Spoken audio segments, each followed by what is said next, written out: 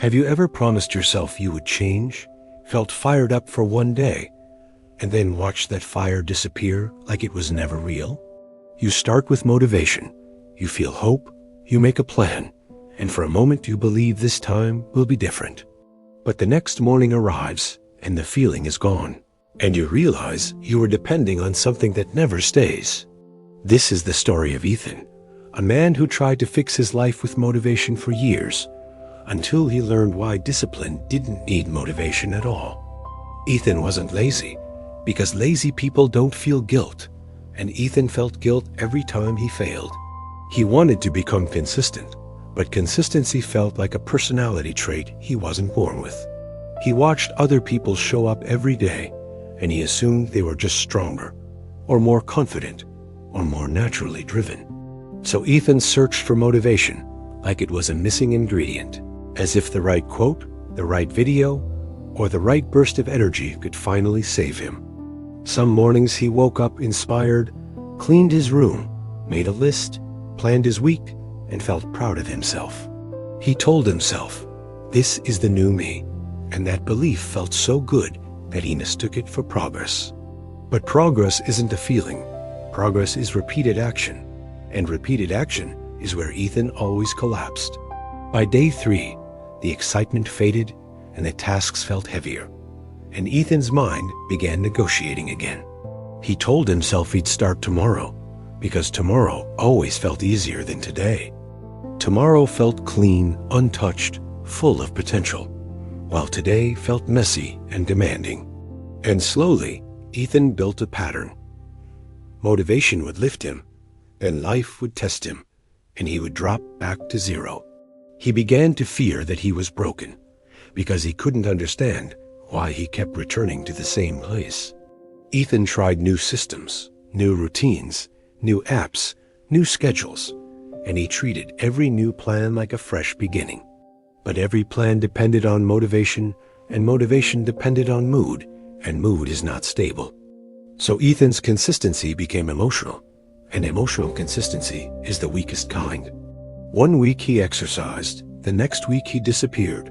1 month he studied, the next month he avoided everything. He didn't fail because he didn't know what to do. He failed because he couldn't do it when he didn't feel like it. Then that is the real test. Not what you do when you feel strong, but what you do when you feel nothing.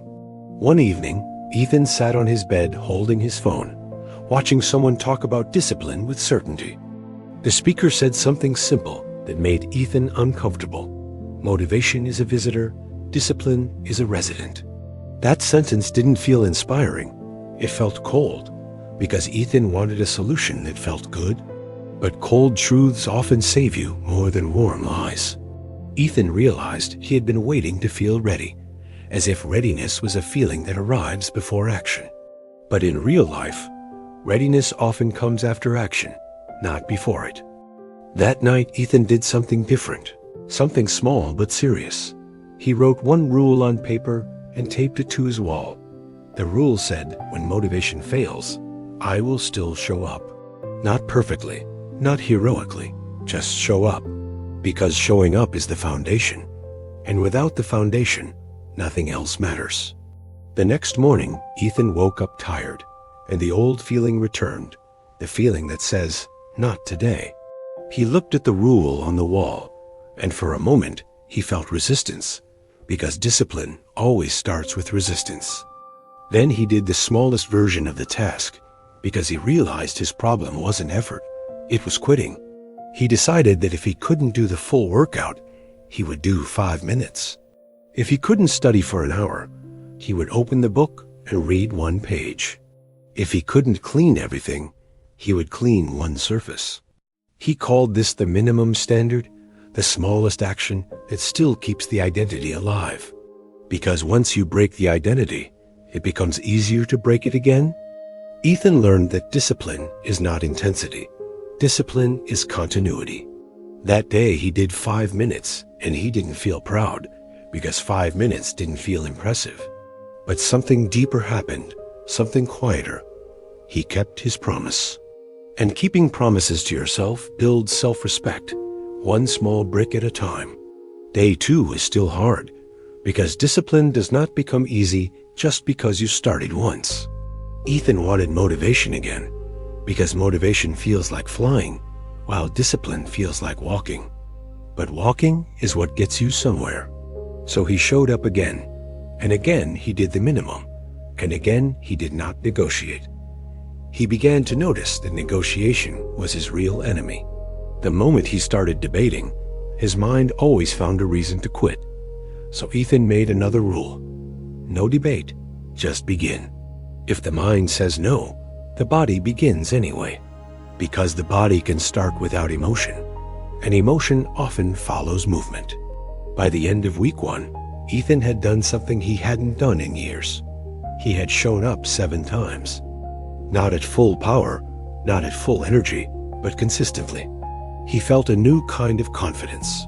Not the loud confidence of motivation, but the quiet confidence of evidence. Evidence is stronger than hype, because evidence cannot be argued with. Week 2 arrived, and the temptation returned, because the mind tests you when you become serious. Ethan had a stressful day and felt the urge to skip, and in the past, he always would have. But this time he told himself, discipline doesn't care about my day. Discipline cares about my identity. So he did the minimum again, and that minimum protected his identity from collapse. Ethan realized something important.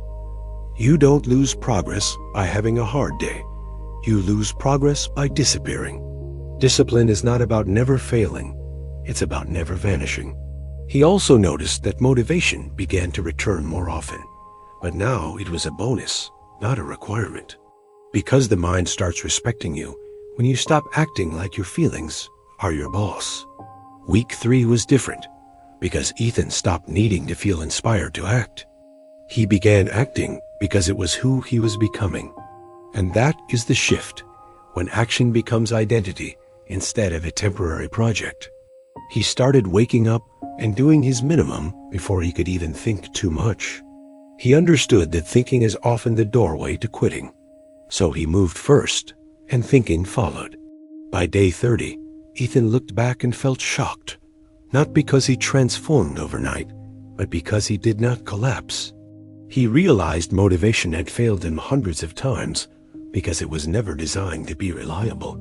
Motivation is like weather, and you can't build a life that depends on sunshine every day.